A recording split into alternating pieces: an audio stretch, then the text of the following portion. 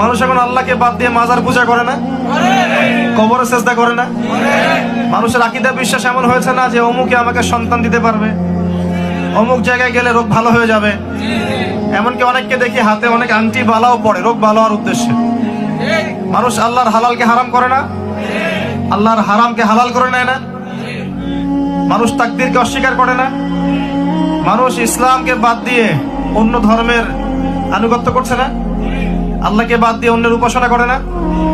গাছপালা, নদী নালা, চন্দ্র সূর্যের কাছে সেজদা করে না। মানুষের ব্যক্তিগত জীবনে শিরক আছে না, শিরক দিয়ে ভর্তি। মুসলিমদের জীবনেও শিরক দিয়ে ভর্তি এখন। আর শিরক হয় তিন ভাবে: চিন্তায় শিরক হয়, বিশ্বাসে শিরক হয়। মানে মানুষের বিশ্বাস এমন যে আল্লাহ ছাড়া অন্য ইলাহ থাকতে পারে, বা এই মহাবিশ্ব বিগ ব্যাং থেকে সৃষ্টি হয়েছে, আল্লাহ তাকে সৃষ্টি করেন নাই।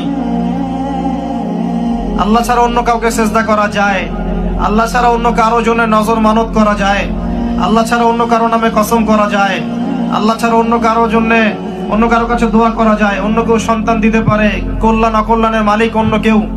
আল্লাহর হালালকে আমি হারাম করতে পারি, আল্লাহর হারামকে হালাল করতে পারি। এগুলো মানুষ করে না, নাকি গরু ছাগল করে? এগুলো মানুষই করে।